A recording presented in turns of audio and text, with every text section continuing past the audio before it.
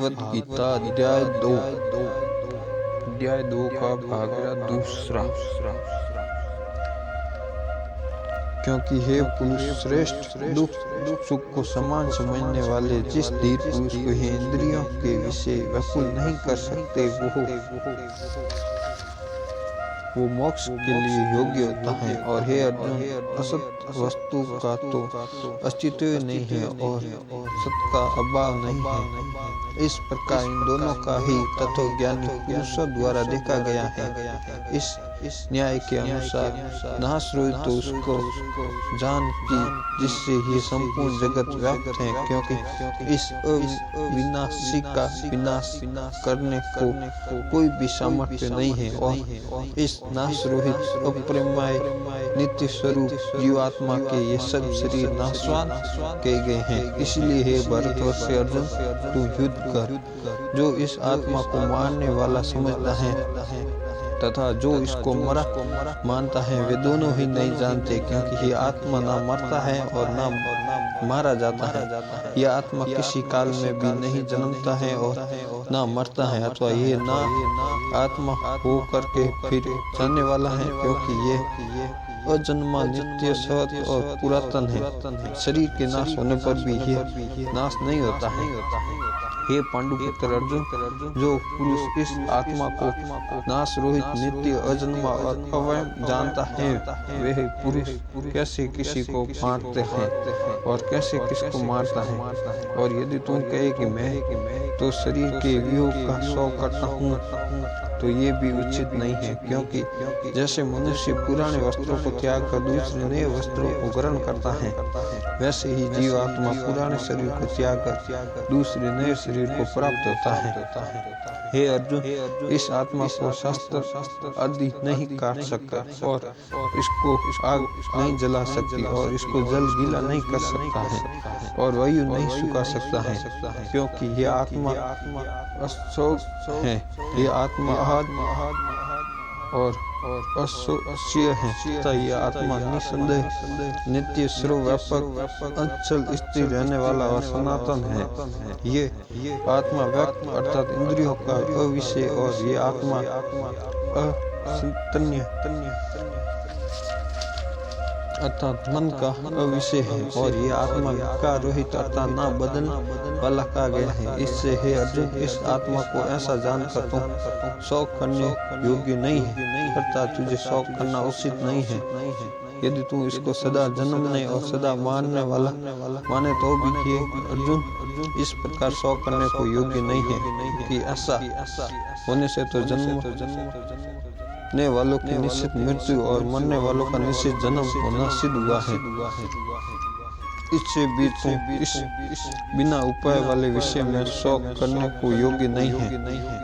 ये विषम शरीर माय होने से अनित्य है, इससे शरीर के लिए भी शौक करना उचित नहीं है, क्योंकि हे अर्जुन, संपूर्ण प्राणी जन्म से पहले बिना शरीर वाले और मरने के बाद भी बिना शरीर वाले ही है। केवल बीच में ही शरीर वाले प्रतीत होते हैं, फिर उस विषय में क्यों चिंता है। हे अर्जुन, ये आत्मा तत्व बड़ा ज्ञान है, इसीलिए कोई पुरुष इस आत्मा को आचार्यों की ज्यों देखता है और वैसे ही दूसरा कोई महापुरुष ही आचार्यों की ज्यों इसका तत्व को कहता है और दूसरा कोई ही इसे आत्मा को आचार्यों की ज्यों सुनता है और कोई सुनकर भी इसे आत्मा को नहीं जानता।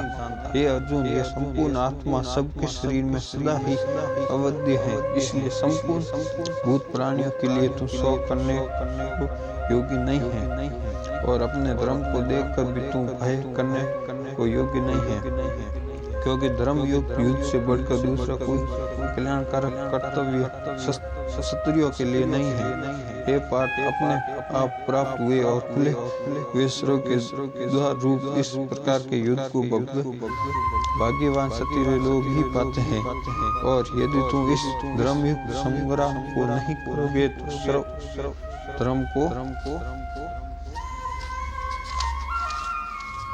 और कीर्ति को देखकर पाप को प्राप्त होगा और सब लोग तेरी बहुत काल तक रहने वाली कीर्ति को भी कथन करेंगे और वे अपकीर्ति माननीय पुरुष के लिए मरने से भी अधिक बुरी होती है और जिनके तुम बहुत माननीय होकर भी अब तुझ प्राप्त होंगे वे महारथी लोग तुझे भय के कारण युद्ध से राम हुए मानेंगे और तेरे वैरी लोग तेरे सामर्थ्य की निंदा करते हुए बहुत से कहने योग्य वचनों को कहेंगे। फिर उससे अधिक दुख क्या होगा? इससे युद्ध करना तेरे लिए सब प्रकार से अच्छा है, क्योंकि या तो मरकर स्वर्ग को प्राप्त होगा अथवा जीत कर पृथ्वी को भोगेगा। इससे हे अर्जुन, युद्ध के लिए निश्चयवान होकर खड़े हो। यदि तुझे स्वर्ग तथा राज्य की इच्छा न हो तो भी सुख दुख लाभ हानि और जय पराजय को समझकर उसके उपरांत युद्ध के लिए तैयार हो।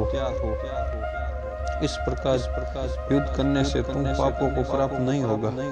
ये पार्थ, ये बुद्धि तेरे लिए ज्ञान योग के विषय में ही कही गई है और इसी को अब निष्काम कर्म योग के विषय में सुन, जिसे बुद्धि से युक्त हुए तू कर्मों के बंधनों को असी तरह से नाश करेगा। इस निष्काम कर्म योग में आरंभ का अर्थात बीजों का नाश नहीं है और उल्टा फलस्वरूप दोष भी नहीं होता है। इसलिए इस निष्काम कर्म योग रूप धर्म का थोड़ा भी साधन जन्म मृत्यु रूप महान भय से उद्धार कर देता है। ये अर्जुन, इस कल्याण मार्ग में निश्चयात्मक बुद्धि एक ही है और अज्ञानी पुरुषों की बुद्धियां बहुत भेदों वाली अनंत होती हैं। हे अर्जुन, जो साक्ष्मी पुरुष केवल फल स्तुति में वृत्ति रखने वाले स्वरूप को ही परम श्रेष्ठ मानने वाले, इससे बढ़कर और कुछ नहीं है, ऐसा कहने वाले हैं वे अविवेक जन्म रूप कर्म फल को देने वाली और भोग तथा ऐश्वर्य की प्राप्ति के लिए बहुत सी क्रियाओं के विस्तार वाली इस प्रकार की, जिसे दिखाऊं शोभा युक्त वाणी को कहते हैं। उसे वाणी द्वारा हरे हुए चित्त वाले तथा भोग ऐश्वर्य आसक्ति वाले उन पुरुषों के अनंत करण में निश्चय आत्मा बुद्धि नहीं होती है। हे अर्जुन, सब वे तीनों गुणों के कार्य रूप संसार को विषय करने वाले अर्थात प्रकाश करने वाले हैं। इसलिए तुम संसारी अर्थात निष्कामी और दुख सुख आदि द्वंद्वों से रहित नित्य वस्तुओं में स्थित तथा योग समूह को ना साने वाले और आत्म प्रणाम हो, क्योंकि मनुष्य का सब और से परिपूर्ण जलाशय के प्राप्त होने पर छोटे जलाशय में जितना प्रयोजन रहता है, इसी प्रकार ब्रह्म को जानने वाला ब्राह्मण का भी सब वेदों में उतना ही प्रयोजन रहता है। अर्थात जैसे बड़े बड़े जलसाय प्राप्त हो जाने पर जल के लिए छोटा जलसाय की आवश्यकता नहीं रहती है, वैसे ही ब्रह्म की प्राप्ति होने पर आनंद के लिए वेदों की आवश्यकता नहीं रहती है। इससे तेरा कर्म करने मात्र में ही अधिकार होवे, फल में कभी नहीं और तू कर्म के फल की वासना वाला भी मत हो। तेरी कर्म न करने में भी प्रीति न होवे।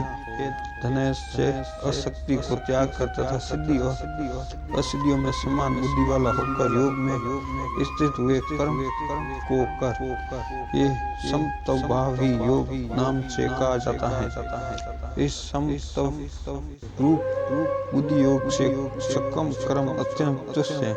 इसलिए हे धनंजय, तत्व बुद्धि योग आश्रय ग्रहण कर, क्योंकि फल की वासना वाले अत्यंत दीन है। समत्व बुद्धि युक्त पुरुष पुण्य पाप दोनों को इस योग में ही